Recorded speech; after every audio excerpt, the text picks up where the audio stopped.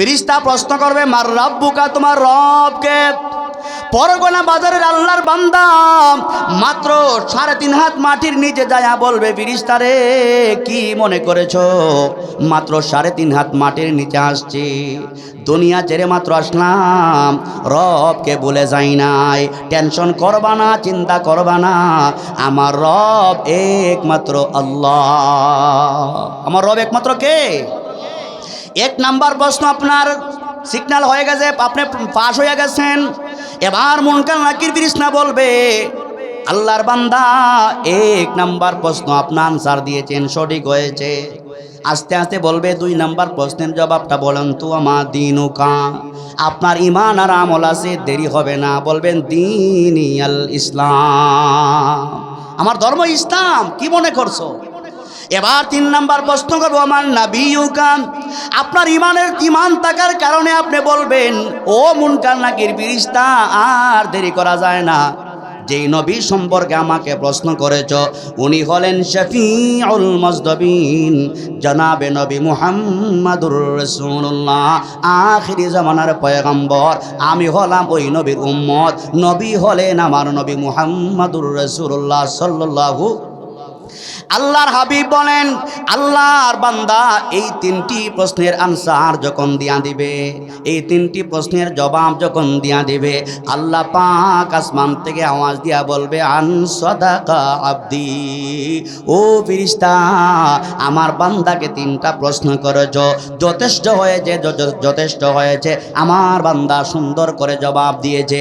ও মুনকার নাকির ফেরেশতা আমার বান্দা সঠিক জবাব দিয়েছে। ফেরেশতা রে, আমার বান্দার গায়ে পরগনা বাজারের সাদা কাপড় লাগানো আছে, গোলাপগঞ্জের বাজারের সাদা কাপড় লাগানো আছে, ওই সাদা কাপড়টা আমার বান্দার জন্য শোভা পায় না, আমার বান্দার জন্য ইজ্জত হয় না, তার সম্মানে মানায় না। ফেরেশতা যাও জান্নাতের ভিতরে যাও, জান্নাত থেকে দামি পোশাকটা নিয়ে যাও, আমার বান্দার গায়ের সাদা কাপড়টা সরাইয়া আমার বান্দার গায়ে জান্নাতি পোশাক লাগাইয়া দাও, আমার বান্দার গায়ে জান্নাতি পোশাক লাগাইয়া দাও, আমার বান্দার গায়ে জান্নাতি পোশাক লাগাইয়া দাও, আমার বান্দার কানে কানে বলে দাও, আমার বান্দা দুনিয়াতে ভালো করে ঘুমাতে, আবার বান্দা তাহাজ্জুদের নামাজ পড়ার কারণে লম্বা রাত তার জন্য সংক্ষেপ হয়ে যাইত, তাহাজ্জুদের নামাজে দাঁড়ায়া বান্দা আমি রবের দরবারে শুধু কান্ত আর কান্ত। ফেরেশতা আমার বান্দা যেন আরামের সাথে ঘুমায়, আমার বান্দা যেন আরামের সাথে ঘুমায়, কানে কানে বলে দাও বান্দা এমন ঘুম তুমি ঘুমায়া যাও, কিয়ামতের আগে তোমার ঘুম কেউ আর ভাঙাতে আসবে না। মরে গেলেই জীবন শেষ নয়, মৌত কো সমঝা হ্যায় গাফিল, ইখতিতামে জিন্দেগি, দর হকীকত মৌত হ্যায় সুবহ হায়াতে জিন্দেগি। অনেক ভাই এমন আছে মরণকে জীবনের শেষ মনে করে। কবি বলে, ও দুনিয়ার মানুষ, মরণকে জীবনের শেষ মনে করবা না, মরণ মানে তুমি মানে মৃত্যুবরণ করলা, মানে তোমার জীবনটা মাত্র সবে মাত্র শুরু হয়ে গেল, মরে গেলাম মানে জীবন মাত্র শুরু। আল্লাহ তাআলা বলেন, কুল্লু মান আলাইহা ফান, আমরা কেউ দুনিয়ায় থাকবো না, আসমান জমিন কিছু থাকবে না, সব ভেঙে চূর্ণ বিচূর্ণ হয়ে যাবে। যিনি থাকবেন আওয়াজ করে বলেন তিনি কে? জুল জালালি ওয়াল ইকরাম, রব্বুল আলামিন ছাড়া কেউ থাকতে পারবে না, সব ফানা হয়ে যাবে, সব তছনছ হয়ে যাবে, এত বিশাল শক্তিশালী পাহাড় রুই রুই হয়ে যাবে। কুল্লু মান আলাইহা ফান, কিচ্ছু থাকবে না, সব মরে যাবে। রাসূল পাক সাল্লাল্লাহু আলাইহি ওয়াসাল্লাম বলেন, আমি শেষের দিকে নিয়ে যাচ্ছি, মৃত্যুবরণ আমাদের সকলকে করতে হবে, কিন্তু আমার ভাইয়েরা মৃত্যুবরণ তো করব, কবর জগতে আমি তো যাব, কিন্তু কি নিয়ে কবরে যাচ্ছি এই টেনশন কি মাথায় আছে? আওয়াজ করে বলেন, এই টেনশন কি মাথায় আছে? কেউ রাগ করবেন না, দুনিয়ার বিল্ডিং বানাবার জন্যে যেই পরিমাণ চেষ্টা আমি করি, যেই পরিমাণ সময় আমি নষ্ট করি বিল্ডিং বানাবো, আমি আপনি 1 দিন 2 দিন না, 1000 2000 বছর না, নবী বলেন সর্বলাশ যেই ব্যক্তি দুনিয়া থেকে বিদায় হয়ে যাবে ওই ব্যক্তিও কম পক্ষে কবর জগতে 40,000 বছর থাকা লাগবে। সর্বলাস্ট যেই ব্যক্তি মারা যাবে, তারপরে আর কেউ মারা যাবে না। ইসরাফিল আলাইহিস সালাম যেদিন সিংহায় ফু দিবেন, আস্তে আস্তে করে আওয়াজ বাড়বে, তাম দুনিয়া ভেঙ্গে চূর্ণ বিচূর্ণ হয়ে যাবে, প্রাণী জগৎ সব কিছু মারা যাবে, কেউ থাকতে পারবে না। নবী বলেন সর্বলাশ যেই ব্যক্তি ইসরাফিলের সিংহার ফুৎকারের আওয়াজটা শুনি না, সকলের শেষে যেই ব্যক্তিটা মারা যাবে ওই ব্যক্তিও তার কবর জগতে কমপক্ষে 40,000 বছর থাকা লাগবে। 40,000 বছর। এই দুনিয়ার জিন্দেগিতে 100 বছর মনে করে মেনে নেন, আমরা মেনে নিলাম 100 বছর ওই বিল্ডিংয়ে থাকবো। 100 বছর মাত্র থাকার জন্যে এত সুন্দর করে বিল্ডিং সাজায়, যে রুমে বান্দা ঘুমাবে, বিবি নিয়ে বা বিবি বাল বাচ্চা নিয়ে ঘুমাবে, এত সুন্দর ড্রয়িং করে, এত সুন্দর করে ঘরটা সাজায়, রুমটা সাজায়। বান্দা এত 100 বছর থাকার জন্য রুমটা যদি এত সুন্দর করে সাজাইতে পারলো, 40,000 বছর কবর জগতে ঘুমানো লাগবে। ওই কবর জগৎটা আরো সুন্দর করে সাজাবার দরকার আছে না না? কবরটা আরো সুন্দর করে সাজাতে হবে। আমার ভাইয়ারা, মুরব্বী বাবারা, আমি আপনি অন্ধকার কবরে চলে যাব। আপনারা শিক্ষিত মানুষ, বুঝে শুনে উত্তর দিবেন। আপনাদের এই পরগনা বাজারে কেউ যদি মারা যায়, সবচাইতে দামি লোকটা যদি এই এলাকার সবচাইতে দামি লোক যদি মারা যায়, জানাজার পরে সবাই চলে যাবে, সন্তান দাঁড়ায়া এই কথা বলবে না, এই এলাকার মধ্যে আমার বাবা সবচাইতে নামি দামি ছিল, আমার বাবা কবরে একা একা ঘুমাবে, এটা আমি মানতে পারি না, আমি মেনে নিতে পারি না। কোটি টাকার মালিক আমার বাবা ছিল, এত সম্পদের মালিক আমাকে বানায়া দিল, আমার বাবা একা একা অন্ধকার কবরে কেমনে ঘুমাবে? থাকতে পারবে না। কম পক্ষে আমি আমার বাবার 1 মাস কবরে ঘুমাবো, এমন কথা বলার মতো কারো সাহস আছে নাকি? কেউ তো এই কথা বলে না। অথচ বাবা মাথার গাম পায়ে ফেলে সন্তানের জন্য কষ্ট করে সম্পদের পাহাড় গড়ে যায়। বাবা সন্তানের জন্য সম্পদের পাহাড় গড়ে যায়। কথায় কথা চলে আসছে বুঝাবার জন্য বলি, বাবা যদি হারাম পন্থায় বিল্ডিং বানায়া যায়, বাবা যদি হারাম পন্থায় কোটি টাকার মালিক সন্তানকে বানায়া দেয়া যায়, কবরে যাওয়ার পরে রিমান্ডের মার যখন শুরু হয়ে যাবে, ও একটা মায়েরও সন্তানরা নিবে না, সব পিটাপিটি বাবার উপর দেওয়া যাবে। ঠিক কিনা? ঠিক কিনা?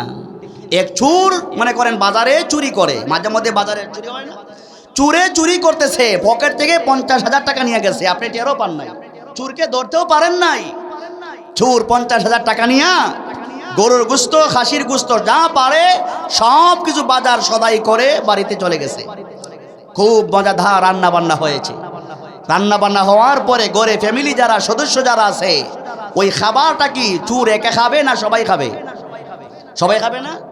তার এই টাকা দিয়া মানে যে বাজার সদাই করছে, রান্না বান্নার খাবার ফ্যামিলির সবাই খাবে। কিন্তু ঘটনাক্রমে ওই চুর যদি একদিন ধরা পড়ে যায়, একদিন 2 দিন চুরি করে গেল, 4 নাম্বার দিনে পকেট চোর যদি ধরা পড়ে যায়, ধরা পড়ার পরে যখন পিটাপিটি শুরু হয়, আওয়াজ করে বলেন চোরের উপর পড়ে নাকি বাবা মায়ের উপর পড়ে? বাবা মায়ের উপর পড়বে না, চোরের উপর পড়বে। ঘটনাক্রমে মোবাইলে যদি চোরের বাবার নাম্বারটা পাওয়া যায়, বলবে ও বাবা আপনার অমুক সন্তান, বলে হ্যাঁ আমার সন্তান, কি হয়েছে ঘটনা? বলে পরগনা বাজারে 50,000 টাকা ক্যাশ ভেঙে নিয়ে গেছিল, আমরা সবাই মিলে ধরেছি, অনেক পিঠা দিয়েছি, আসেন আপনার সন্তানকে আপনি নিয়ে যান। আপনার কথা শেষ করার আগেই বাবা তার মোবাইলটা অফ করে দিতে পারে। ঠিক কিনা? মোবাইল বন্ধ করে দিবে, এই সন্তান দরকার নাই। কিন্তু সন্তানের এই চুরি করা টাকা দিয়া বাজার সবাই তো খাইলো, কথা ঠিক না? আল্লাহর হাবিব বলেন আপনার মাল যদি হারাম পন্থায় হয়, ফ্যামিলির সবাই খাবে, ফুর্তি করবে, কিন্তু আমি আপনি অন্ধকার কবরে গেলে একটা পিঠাও আপনার ফ্যামিলির মানুষ খাইবে না। যা আযাব আর গজব আছে সব আপনি আমাকে দেওয়া হবে। জুড়ে কোন ঠিক কিনা? সকলকে মৃত্যুর স্বাদ গ্রহণ করে আমাদেরকে কবর জগতে চলে যেতে হবে। আমরা চাই এই দুনিয়ার বিল্ডিং সাজানোর জন্যে যেই পরিমাণ চেষ্টা তদবির করি, আরে আরও কঠিন করে যদি বলতে চাই, এই দুনিয়ার জিন্দগিতে বাথরুমটা সাজাবার জন্যে মানুষ যেই পরিমাণ চেষ্টা করে, চায়না থেকে কানাডা থেকে ওই অমুক জায়গা থেকে টাইলস আর মার্বেল এনে বাথরুমটা সাজায়, এমনও মানুষ আছে না নাই? এমন মানুষ আছে না নাই? আছে। তার বাথরুমটা সাজাবে, খুব চমৎকার হবে, চকচকে হবে। একজন মানুষ বাথরুমে ঢুকলে, গেস্ট যদি ঢুকে, যেন তার সুনাম হয়, আহা কি চমৎকার বাথরুম, এমন কথা যেন বলে। বান্দা, বাথরুমটা সাজাবার জন্য চেষ্টা করেছ, অন্ধকার ঘর, সাপ বিচ্ছুর ঘর, ফুকামাকড়ের ঘর, বাবা সাথে যাবে না, বিবি সাথে যাবে না, সন্তানরা কেউ সাথে যাবে না, সাথে যাবে ঈমান আর আমল। ওই ঈমান আর আমলের পিছনে কতটুক সময় আমরা দিয়েছি। ঈমান আর আমলকে মজবুত করার জন্য আরো বেশি পরিমাণে সময় দেওয়ার দরকার আছে না নাই? আওয়াজ করে বলেন, দরকার আছে না নাই? আল্লাহর নবী বলেন, আল কবরু রাউযাতুম মিন রিয়াজিল জান্নাহ আও হুফরাতুম মিন হুফারিন নার। উম্মত, কবরটা হয়তো কারোর জন্য জান্নাতের বাগান হবে, কবরটা হয়তো কারোর জন্য জাহান্নাম হয়ে যাবে। হতে পারে কি পারে না? জোরে কোন হতে পারে কি পারে না? হতে পারে। কবরটা কাদের জন্য জান্নাতের বাগান হবে? আল্লাহ নবী হাদিসে পাকের মধ্যে বলেছেন, যারা ঈমান নিয়ে মরতে পারবে, আমল নিয়ে মরতে পারবে, প্রত্যেকটা বনি আদমকে রব্বুল আলামিনের পক্ষ থেকে ফেরেশতা পাঠানো হবে। একই নামে দুইজন ফেরেশতা, মুনকার নাকির নামে একই নামে দুইজন ফেরেশতা কবরে আসবে। আয়েশা বান্দাকে 3টা প্রশ্ন করবে। জোরে কোন কয়টা? সহজ প্রশ্ন করবে, এমন প্রশ্ন করবে না বলে ভার্সিটিতে পরীক্ষা দেওয়া লাগে, বলে না না, কঠিন থেকে কঠিন সাবজেক্টের উপর পরীক্ষা নেওয়া হয়, বলে না। স্কুলে যারা পড়েন, মাদ্রাসা যারা পড়েন, পরীক্ষার আগে প্রশ্নপত্র কিন্তু প্লাস করা হয় না, হয়নি। প্রশ্ন আগে বলে দেওয়া হয় না, ছাত্রদের হাতে হাতে প্রশ্ন দেওয়া হয় না। পরীক্ষার হলে ঢোকার পরে টাইম হইলে প্রশ্ন হাতে দেওয়া হয়। কিন্তু আল্লাহ পাক রব্বুল আলামিন কত মেহেরবান, কত দয়ালু আল্লাহ পাক। মুনকার নাকির ফেরেশতা কবর জগতে কি সওয়াল করবে, কি প্রশ্ন করবে, মদিনার কামলিওয়ালা নবী তার উম্মতদেরকে বলে দিয়েছেন। সুবহানাল্লাহ, বলে দিয়েছেন নবীজি।